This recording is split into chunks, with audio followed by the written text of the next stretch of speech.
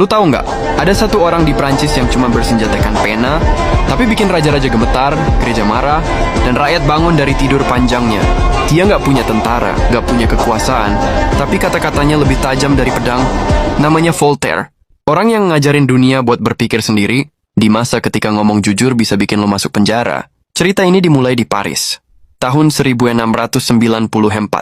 Lahir seorang anak bernama François-Marie Arouet, yang kelak dikenal sebagai Voltaire. Dari kecil dia udah beda. Sementara anak-anak lain diajarin buat patuh dan tunduk, dia malah sibuk nanya, kenapa? Ayahnya pengacara, pengen anaknya hidup aman dan jadi pejabat kerajaan. Tapi Voltaire nggak tertarik sama hidup yang rapi. Dia lebih suka nulis, ngeledek, dan nyindir kebodohan bangsawan. Di usia muda, Voltaire udah paham satu hal penting. Kalau lu ngomong terlalu jujur di depan orang berkuasa, siap-siap dihukum. Tahun 1717, dia ngejek keluarga kerajaan lewat puisi.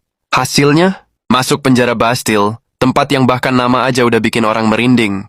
Tapi ironisnya, justru di sana Voltaire berubah. Selama hampir setahun di penjara, dia nggak nyerah. Dia baca, nulis, dan keluar dari sana bukan sebagai korban, tapi sebagai senjata yang baru diasah. Begitu bebas, dia langsung nulis drama, esai, dan puisi yang semuanya nyindir penguasa dan gereja. Karyanya lucu, tapi tajam, kayak tamparan yang dibungkus senyum. Tapi tahun 1726, dia ribut sama bangsawan berkuasa dan dipukul di depan umum. Balasannya, dibuang dari Prancis. Voltaire kabur ke Inggris. Dan di Inggris inilah pikirannya meledak. Dia ngelihat sesuatu yang gak pernah dia lihat di negerinya.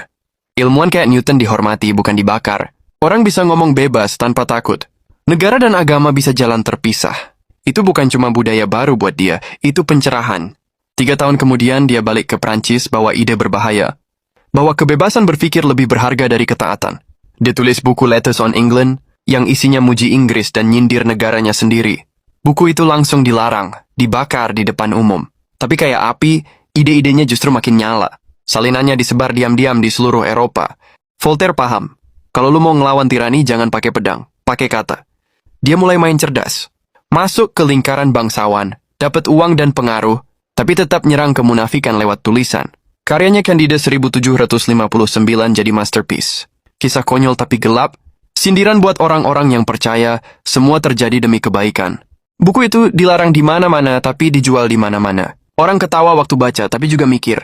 Dan di situ kekuatan Voltaire, dia bikin orang sadar tanpa harus berkhotbah. Tapi yang paling penting, Voltaire nggak cuma nulis buat lucu-lucuan. Dia peduli pada keadilan. Waktu seorang pria bernama Jean Charles dihukum mati secara salah karena perbedaan agama, Voltaire murka. Dia nulis ratusan surat, kampanye tanpa henti,